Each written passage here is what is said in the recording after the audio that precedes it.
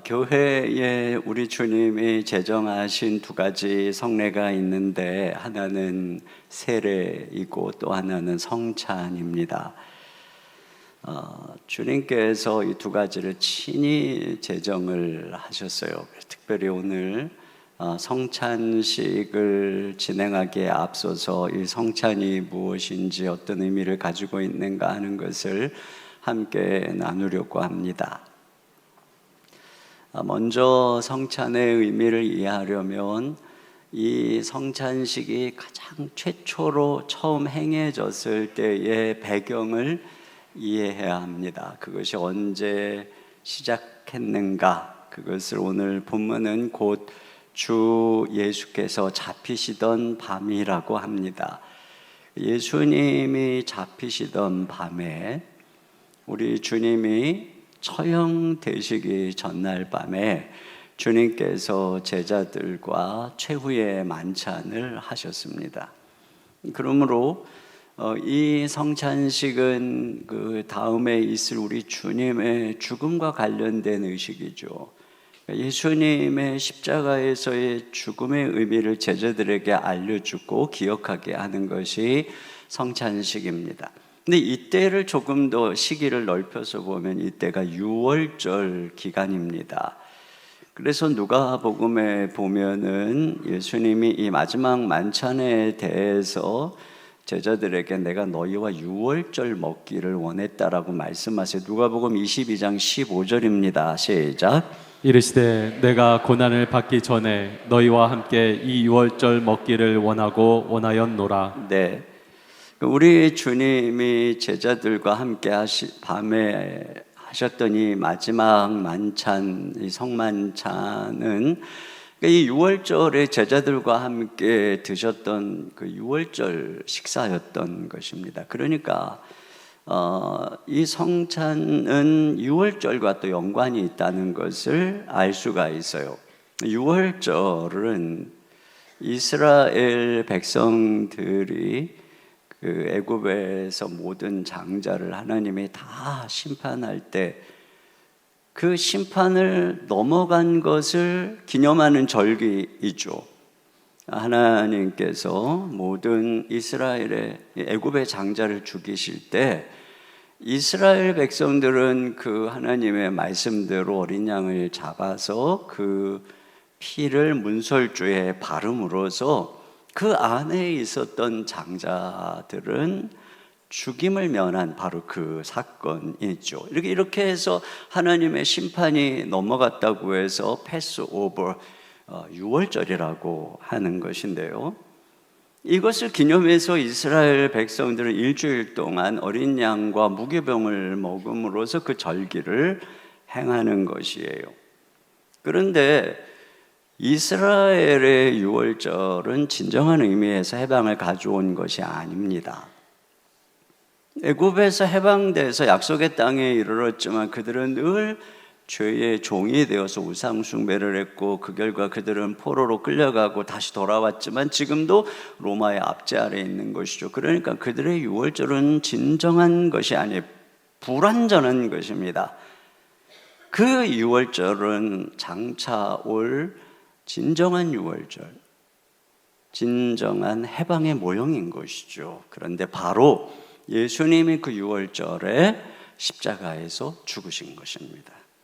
그리고 죽으시기 전날 밤에 제자들과 유월절 식사 자리에서 떡과 포도주를 나누어 주시면서 이것이 내 살이고 이것이 내 피다 이렇게 말씀을 하시는 것이죠. 그러니까 우리 주 예수님이 유월절 어린 양이 되셔서 우리를 위해 십자가에 죽으시는 사건이라는 것을 알게 되죠. 그렇기 때문에 저 이스라엘의 절기인 유월절은 끝난 것입니다. 예수님 안에서 폐지된 것이죠. 아직도 유월절을 지켜야 된다라고 말하는 그런 이단도 있다고 하는데요. 이제 예수님의 십자가가 우리를 죄에서 해방시켜주는 진정한 유월절이 된 것입니다. 자, 바로 그런 배경 속에서 이 성찬식이 처음 시작된 것이고 제정된 것이죠. 자, 그런 측면에서 오늘 이 성찬식을 진행하면서 우리가 기억해야 될 세 가지를 좀 생각해야 되는데요. 첫째로는 뭐냐면 우리를 위해서 내어주신 예수님의 몸이 우리의 생명의 양식이라고 하는 것입니다. 24절을 같이 보겠습니다. 시작. 축사하시고 떼어 이르시되 이것은 너희를 위하는 나의 몸이니 이것을 행하여 나를 기념하라 하시고. 네, 자, 주님이 떡을 떼어 주시면서 이것은 너희를 위하는 내 몸이니 이것을 행하여 나를 기념하라. 이것을 행하라고 하는 것은 다시 말하면 이것을 먹어라, 먹음으로써 나를 기념하라, 이런 말씀인 것이죠. 마태복음에는 좀 더 직접적으로 받아서 먹으라, 이것은 내 몸이니라, 이렇게 말씀을 하셨습니다. 원래 유월절에 그들이 먹는 것은 어린 양과 무교병입니다. 그런데 주님께서는 어린 양은 없이 무교병을 떡을 떼어 주시면서 말씀하시는 거죠. 이것이 내 몸이다. 너희가 먹어야 될 것은 어린 양이 아니라 진정한 어린 양으로서 자신의 몸을 찢어 주신 내 살이다. 이렇게 말씀을 하는 것입니다. 여러분, 예수님께서 우리를 위해서 베푸신 구원은 형이상학적인 추상적 관념이 아닙니다. 또는 마음의 동정과 눈물이 아닙니다. 우리 예수님께서 우리를 위해, 우리 구원을 위해 들이신 것은 주님의 몸입니다. 히브리서에 보면은 하나님이 예수님을 위해서 한 몸을 예비하셨다, 이렇게 얘기합니다. 히브리서 10장 5절에 보니까 오직 나를 위하여 한 몸을 예비하셨도다. 성육신이죠. 그러니까 예수님이 우리 죄를 위해서 구원자로 이 땅에 오시도록 하기 위해서 하나님이 예수님이 몸을 입고 성육신하게 하셨다는 것입니다. 물론 그 예수님은 하나님의 아들이시기 때문에 흠도 점도 없는 어린 양같이 죄가 없는 몸을 입으신 것입니다. 그리고 주님은 바로 이 몸을 하나님께 드렸다는 것입니다. 히브리서 10장 10절 다 같이요. 시작. 이 뜻을 따라 예수 그리스도의 몸을 단번에 들이심으로 말미암아 우리가 거룩함을 얻었노니. 네, 그러니까 하나님의 뜻을 따라서 예수님이 이 몸을 들이셨다는 것입니다. 이 몸으로 친히 우리의 모든 죄를 다 담당하셨어요.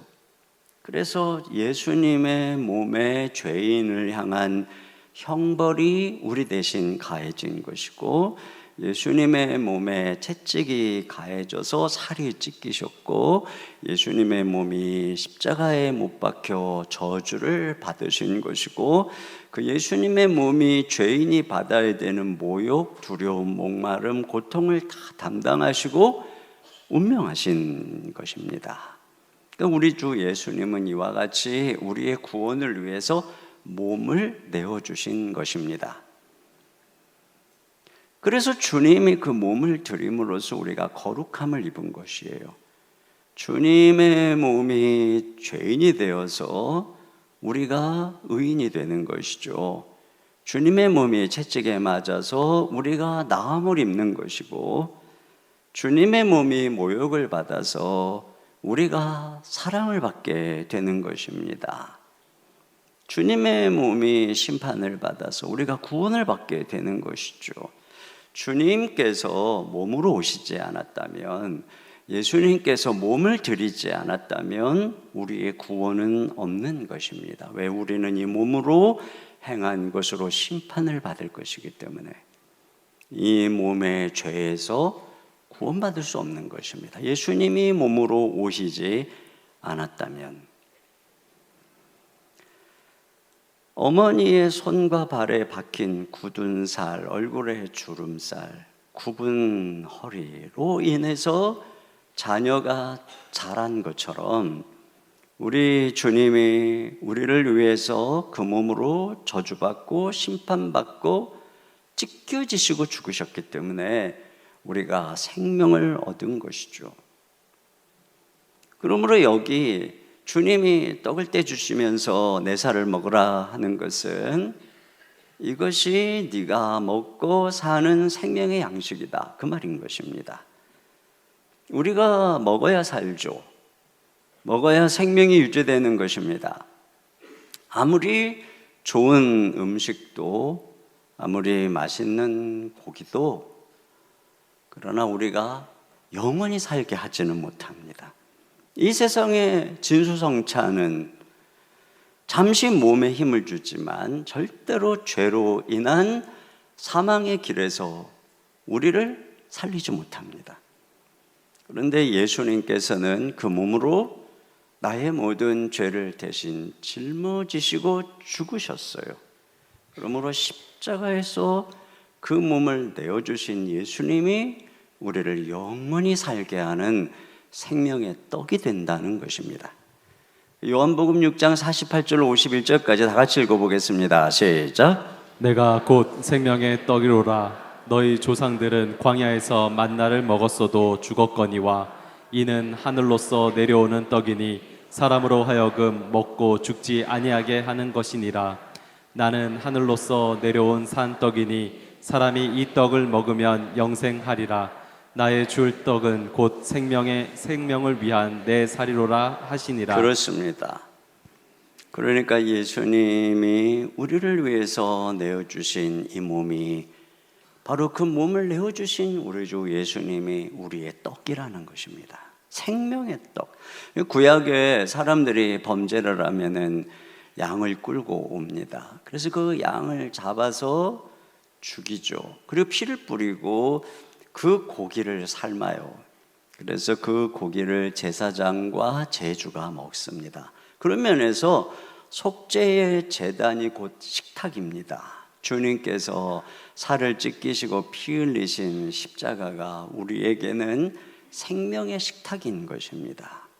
나를 위해서 자기 몸을 버리신 예수님이 바로 우리의 생명의 떡인 것이죠. 우리 주님께서는 최후의 만찬 석상에서 떡을 떼서 제자들에게 주시며 이것은 너희를 위하는 내 몸이다, 이렇게 말씀하시는 거죠.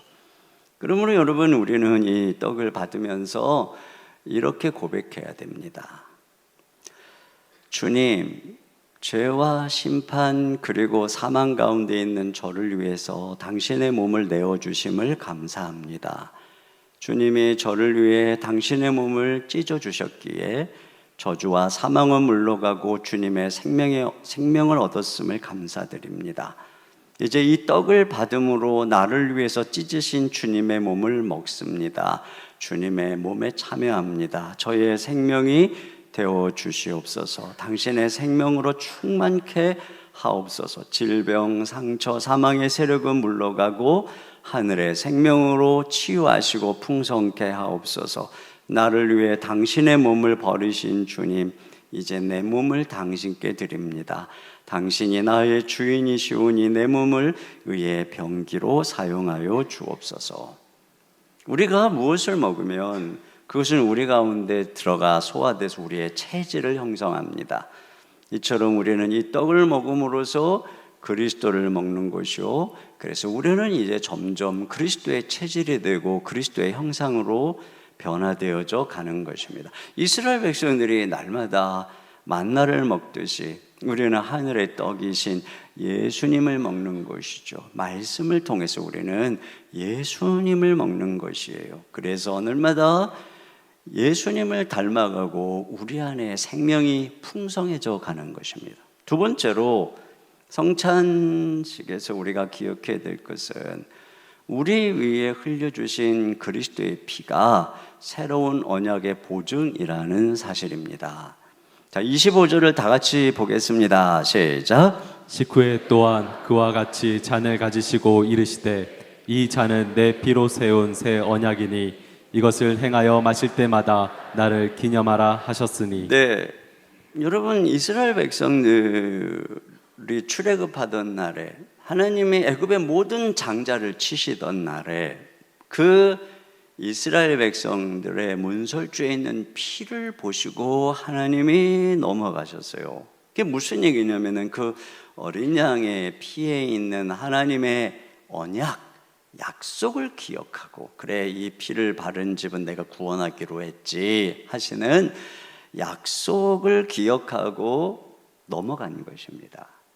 여러분, 이와 같이 하나님의 약속은 언제나 피에 있습니다. 여러분, 그게 무슨 의미일까요? 이 하나님께서 애굽에 공의로우신 하나님의 애굽의 장자들을 심판할 때 사실은 이스라엘 백성들도 심판을 피할 수가 없는 것입니다. 그러므로 이스라엘의 장자들이 살려면 그들을 위해서 누군가가 대신 죽어야 하죠. 그래서 성경은 피 흘림이 없이는 죄사함이 없다 이렇게 얘기해요. 히브리서 9장 22절에. 여러분, 이 피 흘린다는 게 뭐예요? 죽는다는 것입니다.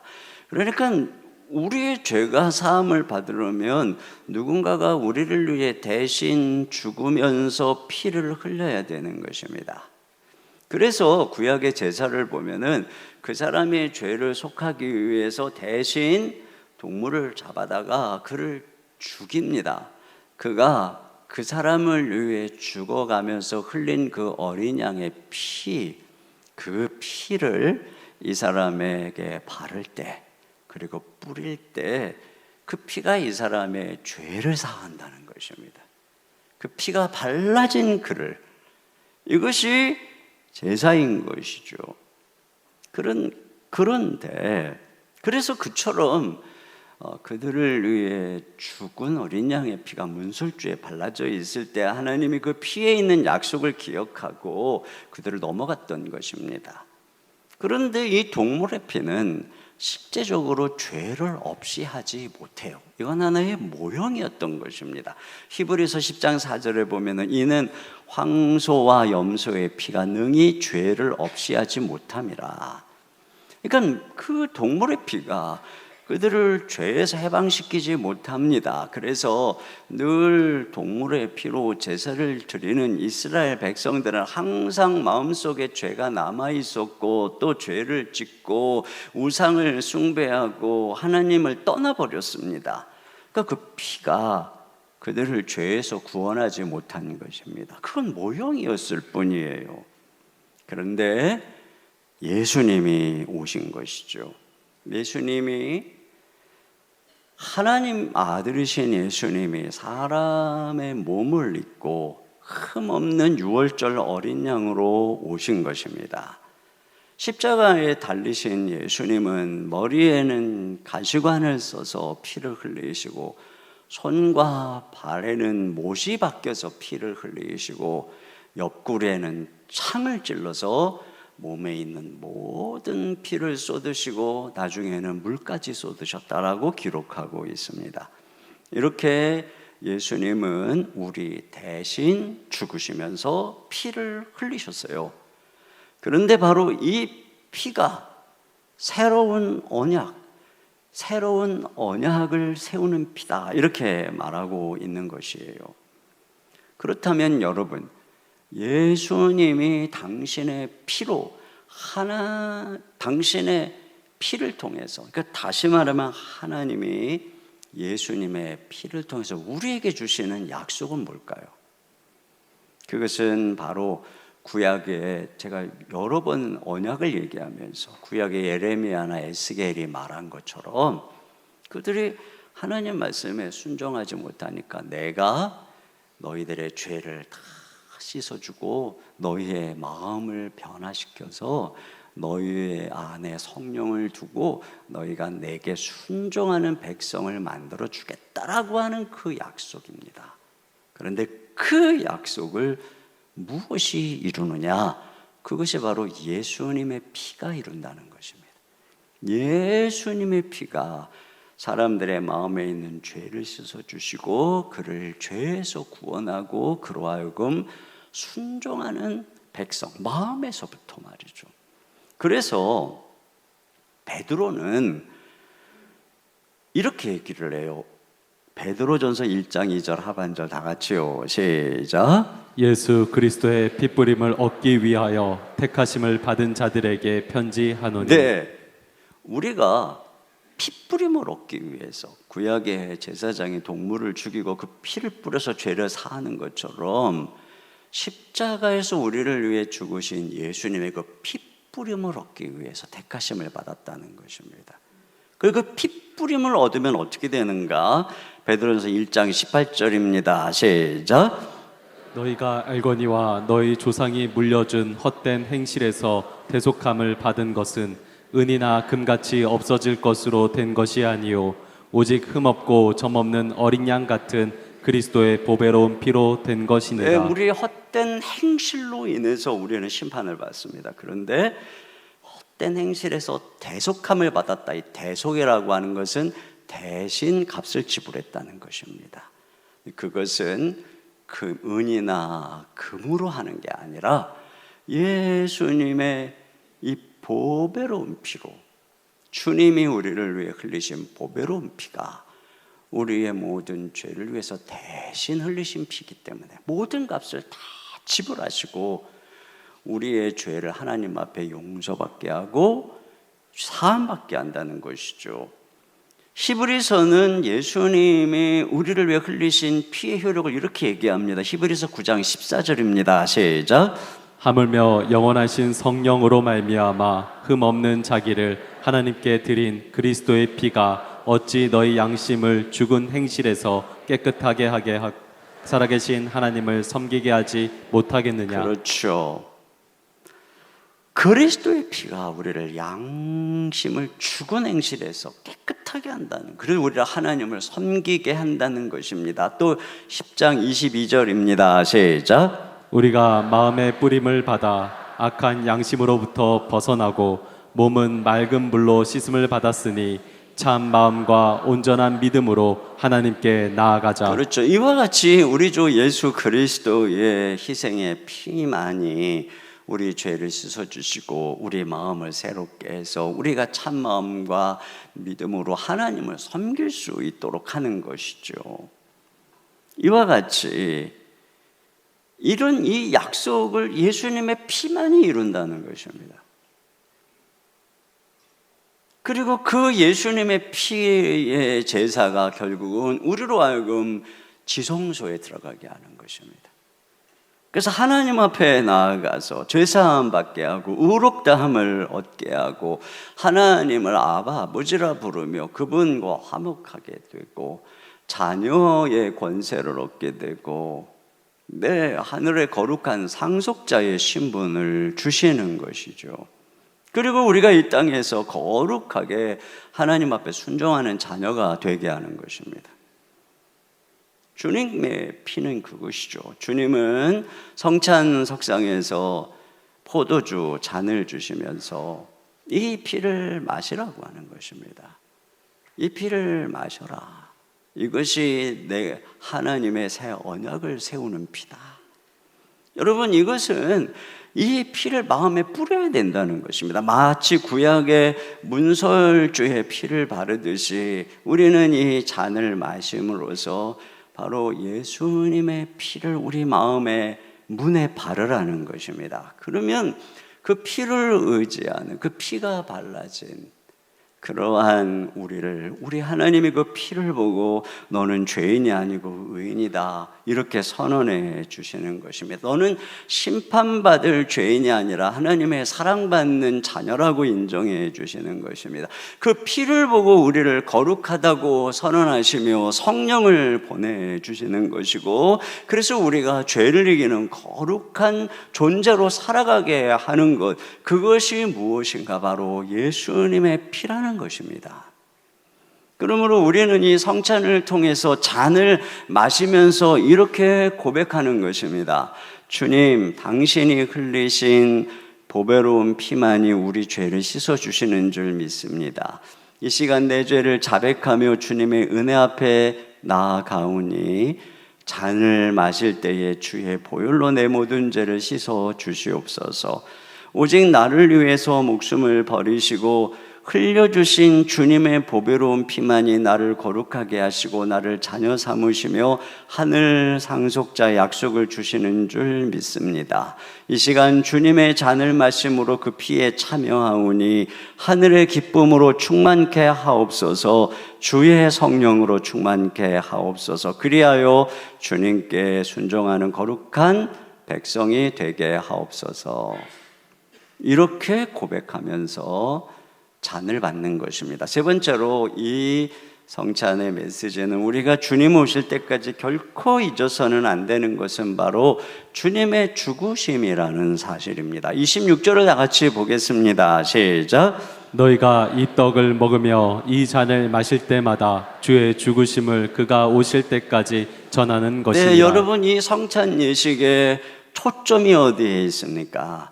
그것은 바로 주님의 죽으심입니다. 그 십자가에서 우리 위해 당신의 몸을 찢으시고 보배로운 피를 흘려주신 주님의 죽으심에 초점이 있습니다. 주님이 다시 올 때까지 성찬식을 통해서 주의 죽으심을 전하는 것이라는 얘기는 이 성찬식 자체가 주님의 죽으심을 증거하고 있다는 것입니다. 우리가 예수님 다시 오실 때까지 한순간도 잊지 말아야 되는 것은 예수님의 죽으심입니다. 그리고 우리가 전해야 되는 핵심 메시지는 바로 예수님의 죽으심인 것입니다. 여기에 성찬에 초점이 있습니다. 어떤 목사님이 아내가 출산하는 분만실에 들어갔다가 나오면서 소감을 이렇게 말하는 게 인상 깊었어요.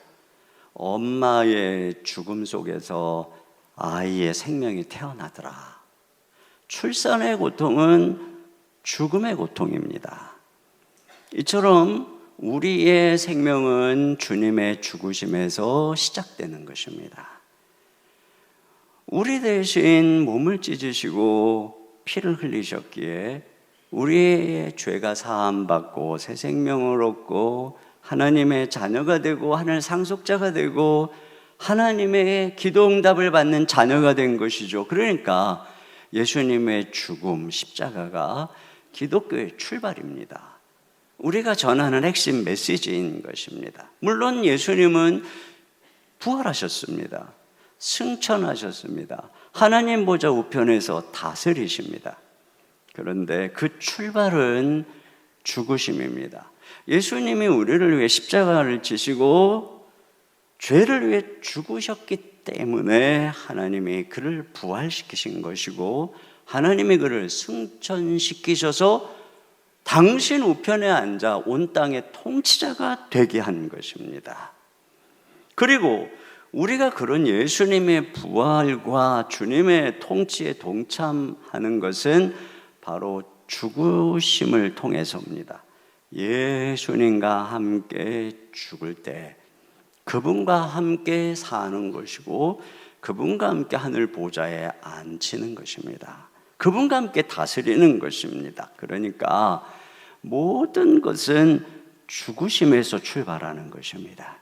주님이 장차 재림하셔서 세상을 심판하고 당신의 백성을 구원할 것입니다. 근데 그날에 내가 심판의 대상이 아니라 구원의 대상임을 어떻게 확인할 수 있겠습니까? 그것은 우리가 그분의 죽으심에 참여했는가 하는 것입니다. 연합했는가 하는 것입니다. 왜냐하면 장차 오실 재림하시는 예수님은 바로 우리 위해서 십자가에서 죽으신 예수님, 당신의 몸을 내어주시고 당신의 피를 흘리신 그 예수님이기 때문에 그런 것입니다. 그러니까 모든 출발은 기독교의 모든 역사의 출발은 우리 신자의 모든 삶의 출발은 바로 예수님의 죽으심에 있는 것입니다.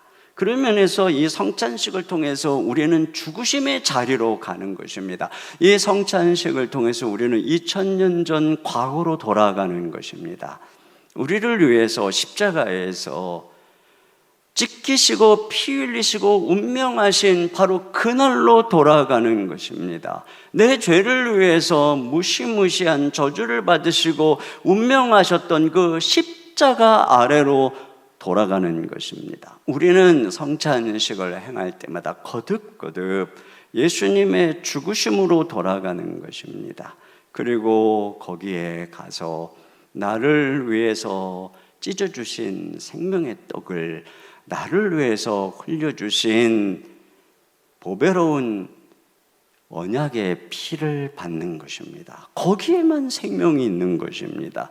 그 생명을 한 번 받는 것으로 끝나는 것이 아닙니다. 가지가 포도나무에 붙어 있어야 하듯이 우리는 바로 이 십자가 예수님의 죽음에 붙어 있어야 되는 것입니다. 언제나 거기에 머물러야만 거기서부터 생명을 얻고 부활에 동참하며 주님의 통치에 동참하는 은혜가 있는 것이고, 우리 주님 재림할 때까지 붙어 있어야 된다는 것입니다. 그래서 거기서부터 우리는 날마다 새로워지고 죄사함을 받고 용서를 받고 다시 시작하고 다시 태어나고 다시 일어나는 것입니다. 그러니까 예수님의 죽으신 십자가가 나의 영원한 고향인 것입니다. 성령님은 우리를 이 성찬을 통해서 그 과거로 데리고 가는 것입니다. 또한 성령님은 이 성찬을 통해 그 과거가 지금이 현재에 있게 하는 것입니다. 그렇게 우리를 십자가 앞으로 인도해 주시는 것이죠. 그리고 이렇게 우리가 함께 죽으심에 참여하는 거기서 우리는 이 교회가 탄생하는 것이고, 한 몸인 한 가족인 그리스도의 백성이 탄생하는 것입니다. 고린도전서 10장 16절 다 같이요. 시작. 우리가 축복하는 바 축복의 잔은 그리스도의 피에 참여함이 아니며 우리가 떠는 떡은 그리스도의 몸에 참여함이 아니라. 그렇습니다. 그러니까 우리가 함께 지금 이 성찬을 통해서 그리스도의 피에 그리스도의 몸에 함께 참여하는데요. 자, 그런데 17절 다 같이요. 시작. 떡이 하나요 많은 우리가 한 몸이니 이는 우리가 다 한 떡에 참여함이라. 그렇습니다. 우리가 지금 떼는 떡은, 우리가 함께 나누는 피는 바로 한 몸, 한 떡, 한 피인 것입니다. 그래서 찬송가에 있는 것처럼 우리는 누구냐? 한 피 받아 한 몸 이룬 형제요 자매인 것이, 가족인 것입니다. 이렇게 우리 주 예수님의 죽음 속에서 태어난 것이 교회인 것입니다. 교회 역시 언제나 주님의 죽음을 기초로 하고 있는 것이죠. 우리는 이 성찬 예식을 행하면서 동시에 우리가 한 몸을 이룬 가족임을 기억해야 합니다.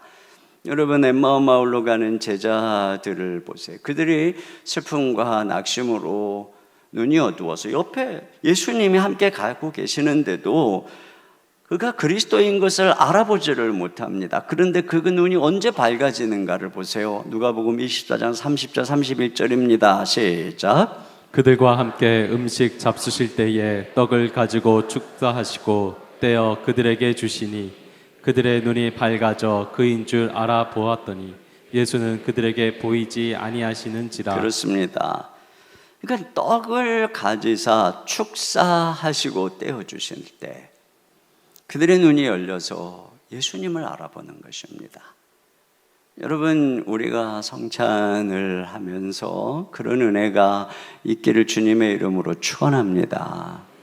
우리가 우리 주님의 죽으심, 우리를 위해 죽으시고 피 흘리신 그 주님의 죽으심을 기억하고 거기에 참여할 때 우리 눈이 열리는 것입니다. 우리와 함께 하시는 예수님을 우리가 알게 되는 것이에요. 오늘 이 성찬식을 행하면서 함께 주님의 죽으심 앞에 나아가기를 원합니다. 믿음으로 주님이 내어주신 살과 피를 받으시기를 소망합니다. 그래서 눈이 열리고 성령으로 충만해서 거룩한 주의 백성으로 살아가기를 원합니다. 우리가 받은 피가, 우리가 받은 생명이 얼마나 존귀한 것인가를 다시 한번 기억하는 그런 시간이 되었으면 좋겠습니다. 우리 이 시간에 예수, 예수, 예수, 날 위하여 죽으신, 또 부활하신, 다시 오실 예수님의 이름을 부르면서 우리 같이 함께 성찬식을 준비하도록 하겠습니다.